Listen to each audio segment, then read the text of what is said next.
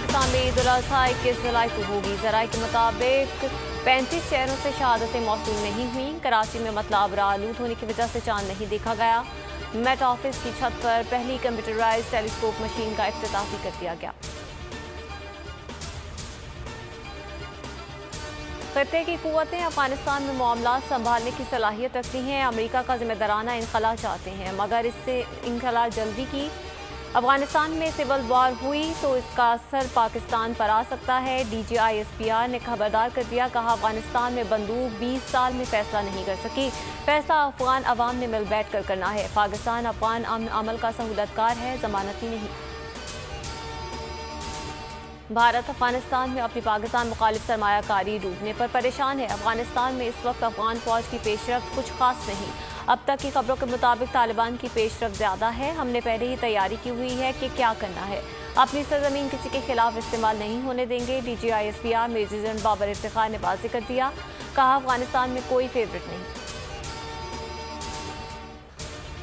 अफगानिस्तान की फैसला साज कुव्वतों को मुत्तहिद करने की कोशिश कर रहे हैं। अफगानिस्तान में पाकिस्तान का रोल सारी दुनिया देख रही है। अमेरिका के सेक्रेटरी खारजा के साथ काफ़ी तवील बात हुई। वज़ीर खारजा शाह महमूद कुरैशी की मुल्तान न्यूज़ कॉन्फ्रेंस, कहा 2 हफ्ते में तालिबान की जानिब से मुल्क पर कब्जे की बात मफरूज़ा है। हम नहीं चाहते अफगानिस्तान किसी सिविल वॉर का शिकार हो। अफगानिस्तान में अमन होगा तब ही वस्त एशिया के साथ हमारे इत्तेहाद का ख्वाब पूरा हो सकेगा। इमरान खान का इंतखाबी निशान कश्मीर फरोशी, चीनी चोरी और महंगा आटा होना है। जो सिलेक्टर्स के साथ मिलकर इक़्तिदार में आया उसे आज़ादी का क्या इल्म। कश्मीर का सौदा करने वालों की खामोशी ही ख़त्म नहीं हो रही। सिलेक्टेड सौगात पाकिस्तान में तबाही के बाद आज़ाद कश्मीर में बर्बादी की ख्वाहिशमंद है। मरीम नवाज की इमरान खान पर तनकीद, बोली अगर किसी ने धांधली की कोशिश की तो उनकी गर्दन से पकड़ना। नून लीग इन वोट चोरों से अपनी सीटें निकलवाना सीख चुकी।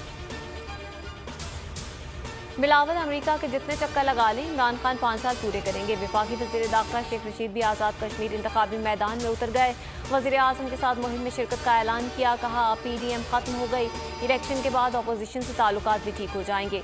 पाकिस्तान अफगान अवाम का फैसला कबूल करेगा। भारत से बात तब होगी जब 5 अगस्त का इक़दाम वापस लेगा।